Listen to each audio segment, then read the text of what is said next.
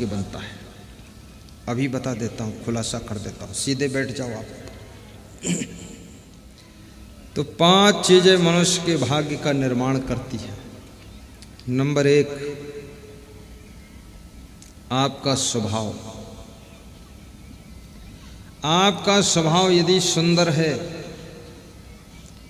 स्वभाव में सहनशीलता है, नम्रता है, गुण है, तो आपका भाग्य चमकेगा। स्वभाव मिलनसार है तो भाग्य चमकेगा। स्वभाव का डायरेक्ट प्रभाव भाग्य के ऊपर पड़ता है। स्वभाव आपका क्रोधी है, गुस्सैल है, स्वभाव आपका आलसी है, निकम्मा है, मक्कार है, आपका भाग्य बिगड़ेगा। इसलिए अपने स्वभाव को सुंदर बनाओ, मधुर स्वभाव, आकर्षक स्वभाव, प्रसन्न चित्त स्वभाव। भगवान राम का स्वभाव था मुस्कुराने का, खुश रहते थे। और भगवान कृष्ण का स्वभाव था हंसने का, वो हंसमुख थे। और कबीर का स्वभाव था प्रसन्न रहने का। और आजकल आदमी का स्वभाव कैसा है? टेंशन में रहने का। आदमी बैठा हो तो ऐसा लगता कोई भूत प्रेत बैठा है, उसका मुंह गौर से देखो। 20 साल की उम्र के बाद मुंह बिगड़ता ही जा रहा, बिगड़ता ही जा रहा, बिगड़ता ही जा रहा।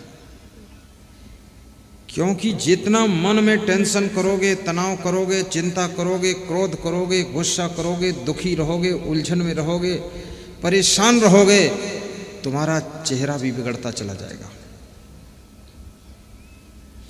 बहुत ज्यादा खाओगे तो भी चेहरा बिगड़ेगा। अधिक खाने से चेहरा बदसूरत होता है। अधिक खाने से बुद्धि कमजोर हो जाती है। अधिक खाने से हर समय आलस्य आता है। अधिक खाने से चेहरे पर उदासी रहती है। अधिक खाने से स्मरण शक्ति खत्म हो जाती है। अधिक खाने से जहाँ बैठो वहाँ नींद आती है। अधिक खाने से सुस्ती रहती है। अधिक खाने से 20 बीमारियां फालतू में आती है अधिक खाने से। और 100 में 98 लोग अधिक खाते हैं। जितनी जरूरत नहीं उतना खाते हैं। जो लड़की ससुराल पहुंच गई, 1 साल बाद लौट कर आ जाए तो उसका वजन तौल लो 20 किलो बढ़ जाएगा। मायके में थी, दौड़ती थी, मेहनत करती थी, छलांग लगा देती थी। अब ससुराल में तो मुख्यमंत्री बनकर बैठी है। हाँ। और कितनी स्त्रियों के पति ऐसे हैं कि उन्होंने नौकरानी लगा दिया है अपने पत्नी को खुश करने के लिए। नौकरानी, घर में नौकरानी। अब पत्नी के पास कोई काम ही नहीं है तो क्या करती है? बस बच्चों को दूध पिला देती है। और नौकरानी लगी है तो सब काम कर रही, झाड़ू, बहरू, पोछा, बर्तन मांजना, धोना, कपड़े धोना, भोजन खा लेती है, बाल ठीक कर लेती है, और फिर दिन में सोती है, फिर रात में सोती है, फिर सुबह रोती है।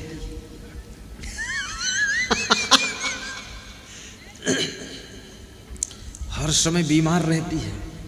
कहती यहाँ दर्द, वहाँ दर्द, घुटनों में दर्द, कमर में दर्द, सिर में दर्द, बाल बाल में दर्द, रग रग में दर्द, नस नस में दर्द, दर्द मोरे नस नस में। ऐसा वैद्य ढूंढो, दवा दे दे, दर्द होगी ही दर्द।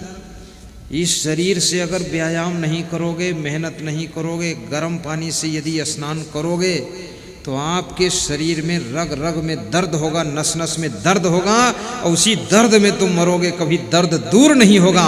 और याद रखना, अगर गर्म पानी से स्नान नहीं करोगे और व्यायाम करोगे, मेहनत करोगे, पसीना निकालोगे, तो आपके सैकड़ों रोग अपने आप भाग जाएंगे, स्वस्थ हो जाएंगे।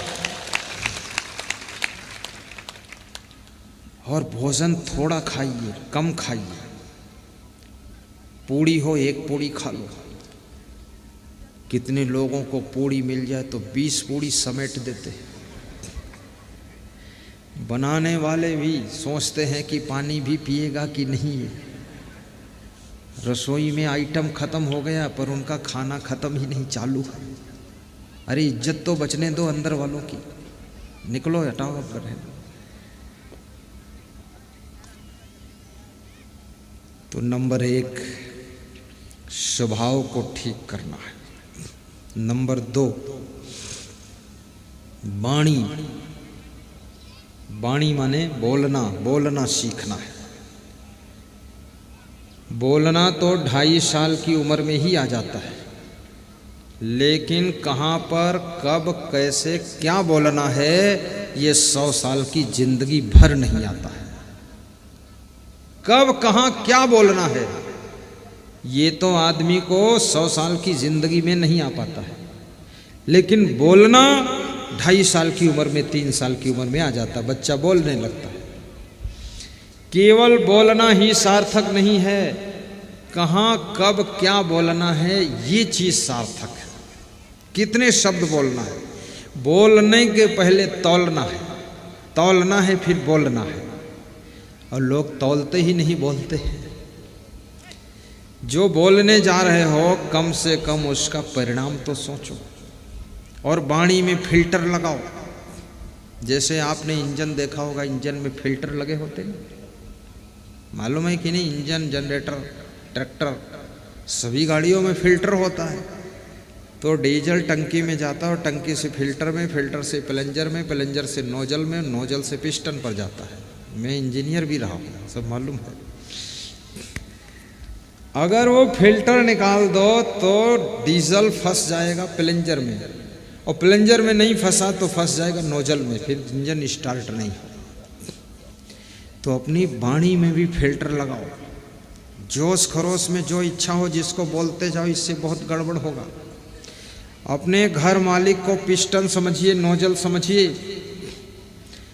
अगर आपने बिना विवेक किए, बिना फिल्टर लगाए जोश खरोश में घर मालिक को कोई कठोर शब्द बोल दिया, अंड बंड बोल दिया, तो घर मालिक का दिल अगर बैठ गया, मनोबल गिर गया, तो आपके घर के विकास का इंजन बंद रहेगा, फिर विकास नहीं होगा।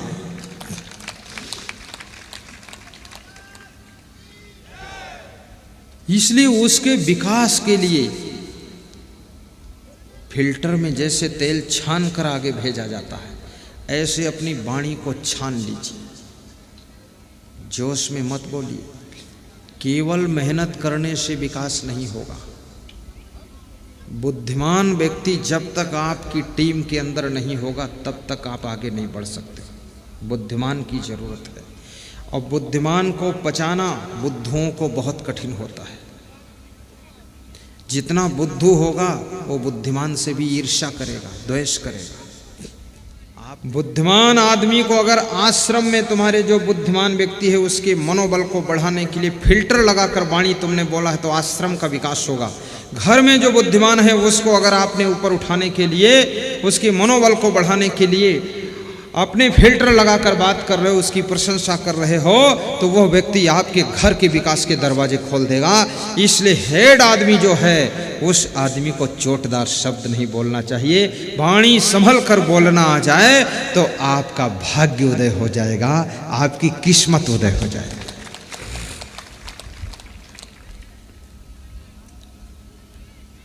दूसरी चीज है वाणी, और तीसरी चीज क्या है? बोलने की कला सीखो। वाणी, किससे कैसे बोलना है, कब कितना बोलना है, कब चुप रहना है, ये सब चीज़ें बड़ी तौल की है। कब मुस्कराना है, कब शांत रहना है, कब हंसना है, कब बिल्कुल मौन रहना है, कहाँ पर भाषण देना है, कहाँ पर नहीं बोलना है। जैसे अभी व्यास गादी पर आकर के कोई आधा घंटे भाषण शुरू कर दे तो ये पब्लिक सब भाग जाएगी, क्योंकि यहाँ लोग लक्ष्य बनाकर आए हैं कि सत्संग सुनना है। लोग आए थे बाजार में टमाटर खरीदने, तुम भाटा बेच रहे हो, कौन लेगा भाटा? तो उनकी मानसिकता को भी पढ़िए कि लोग हमारी बात को कितना सुनना चाहते हैं। जितना सुनना चाहते उतना ही सुनाओगे तो तुम धन्यवाद पाओगे। और उससे ज़्यादा सुनाओगे तो वाद विवाद पाओगे, और जितना सुनना चाहते उससे कम सुनाओगे तो आशीर्वाद पाओगे, और बहुत बोलते रहोगे तो पागलपन की उपाधि पाओगे। लोग कहेंगे पागल है, माइंड क्रेक है, अगर माइक पकड़ लिया तो छोड़ेगा नहीं। बोलने में कला है। पति से कैसे बोलना है। मैं एक सेठ के घर निवास था, तो सेठ का लड़का आया और सेठ के लड़के से पूछा, सेठ ने, कि ग्वालियर में काम चल रहा था रेलवे का, उसमें 50 लाख का नुकसान कैसे हुआ सेठ जी। तो उनका लड़का हकलाता था, बोले पापा पापा पापा हम तो यहाँ बैठे रहे, वहाँ नुकसान हो गया। बोले सेठ जी स्नान हो गई। बोले अभी नहीं, जाओ स्नान करो सेठ जी और भोजन करो फिर आना। अपने लड़के से ऐसे कह दिया। फिर उनका मैनेजर आया तो मैनेजर से कहा कि ये जो 10-20 लाख का नुकसान हुआ है, इसमें 1% नुकसान तुमको भरना पड़ेगा। क्यों नुकसान किया तुमने, लापरवाही बरता। और उसको डांटा और ऐसे हाथ उठाया थप्पड़ मारने के लिए। तो मैंने कहा सेठ जी, आपका बेटा खुद वहाँ था, तो बेटे को आपने कहा कि स्नान किया कि नहीं किया, जाओ स्नान करो भोजन करो, बस इतना ही कह दिया।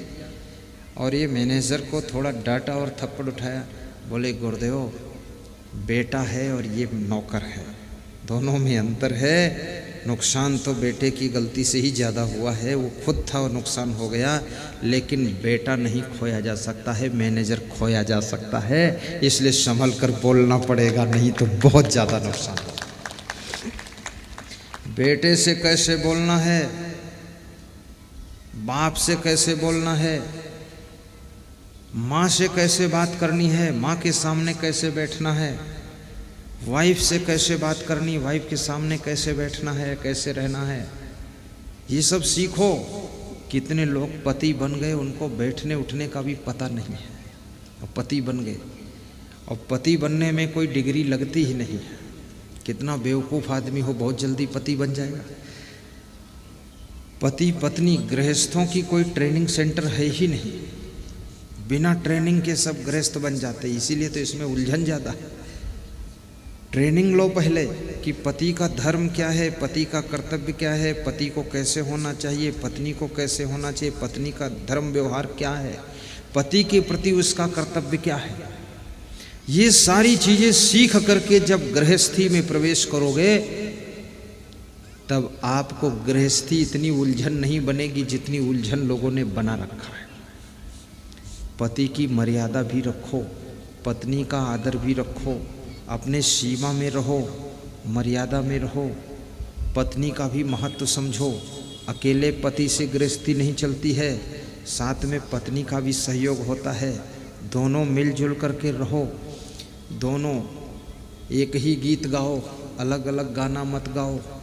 पत्नी कहती है साड़ी लाओ, पति कहता गाड़ी लाओ, बेटा कहता लाड़ी लाओ, और सासू बोल रही पानी लाओ। अब क्या लाओ, थोड़ा सलाह कर लो क्या करना है घर में। तो जिन्होंने अपने बोलने का ढंग सुधारा, उनका भाग्य खुलता है। तीसरी चीज भाग्य को बदलने वाली, गौर से समझना, तीसरी चीज है आपका चरित्र। चरित्र यदि आपका अच्छा है तो आप किसी फील्ड में हो आगे बढ़ो।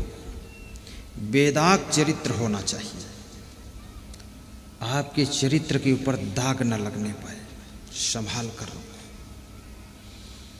क्योंकि याद रखना, धन खो जाएगा फिर मिल जाएगा, पद खो जाएगा पुनः मिल जाएगा, जमीन खो जाएगी फिर खरीद ली जाएगी, गाड़ी चोरी जाएगी शोरूम से नई आ जाएगी, लेकिन आपका चरित्र खो जाएगा तो वो कहीं दुकान पर फिर नहीं मिलने वाला है। इसलिए चरित्र को संभाल कर रखो। और जो चरित्रवान हैं उनके चित्र का सम्मान कीजिए। आपके घर में चरित्रवान के चित्र लगना चाहिए। आजकल लोगों के घरों में चरित्रहीन लोगों के चित्र लगे हैं, हीरो हीरोइन के चित्र हैं। जो पूरा चरित्र का कोई ठिकाना ही नहीं। वीरों के चित्र लगाओ, हीरों के नहीं, वीरों। महारानी लक्ष्मीबाई का चित्र लगाओ, महाराणा प्रताप का चित्र लगाओ, देशभक्तों का चित्र अपने घर में लगाइए, चंद्रशेखर आजाद का चित्र लगाइए, भगत सिंह का लगाइए, बटुकेश्वर दत्त का लगाइए। और चित्र लगाना है तो महान संतों का चित्र लगाइए, अपने माँ बाप का चित्र लगाइए, अपने पति का लगाइए, अपनी पत्नी का लगाइए।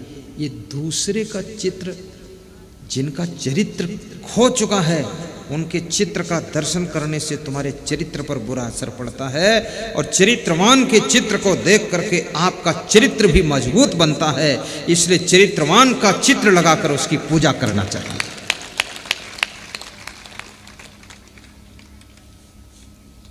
कितने लोग छोटे छोटे फोटो रखते हीरो हीरोइन के जेब में, और जब याद आती तो निकाल कर मस्तक में लगा लेते हैं कि भाग्य तेरे ऊपर ही है। और कहते हेमा मालिनी तार दो या बोर दो, जो भी करो। कोई कहता कैटरीना तो कान ही काट ले, कुछ तो कर। कोई अमिताभ बच्चन के पीछे पड़ा है, कोई राजेश खन्ना और खेत के 2 गन्ना।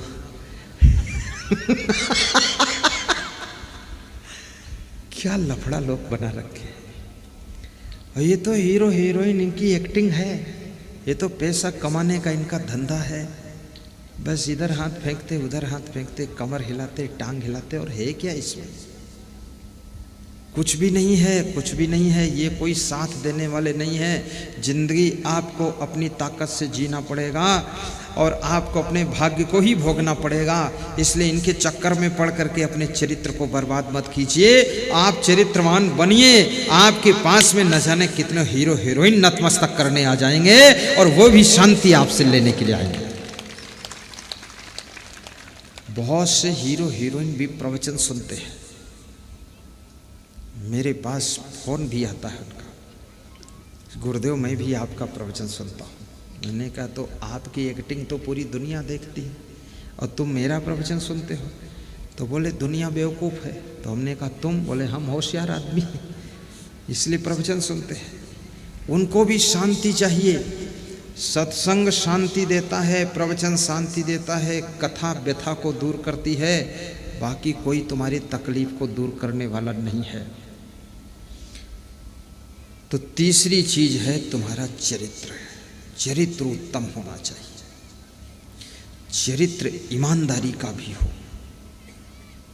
और चौथी चीज देखना, बहुत अच्छी बात बताने, ये जितनी चीजें इनमें कोई पैसा खर्च नहीं होगा, फ्री में कंप्लीट होती है और इनसे सब कुछ मिलता। फिर पैसा भी मिलेगा, पद भी मिलेगा, सम्मान भी मिलेगा, आदर भी मिलेगा, सत्कार भी मिलेगा, नमस्कार भी मिलेगा, सब कुछ मिलेगा, दौलत भी मिलेगी, वैभव मिलेगा, सब चीज होगी आपके पास में, अधिकार होगा, पावर होगा। चौथी चीज है आपका कर्म। जो तुम सुबह से लेकर के शाम तक कर्म करते हो, वो कर्म सीधे जाकर के भाग्य बनता है। इसलिए अपने कर्मों पर भी ध्यान दीजिए कि हम कर्म क्या करते हैं। कुछ लोग तो समाज में ऐसे लोग हैं जो कर्म ही नहीं करते, निकम्मा टाइप के हैं, कुछ काम नहीं करते, तो उनका भाग्य भी रुक गया है। और कुछ लोग दुष्कर्म कर रहे हैं। सत्कर्म करोगे तो सौभाग्य का सूरज चमकेगा। सत्कर्म, सत्कर्म क्या है?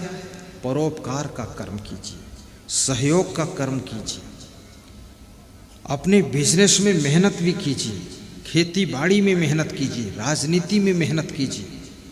परिश्रम, परिश्रम में शर्म मत करो, परिश्रम करो।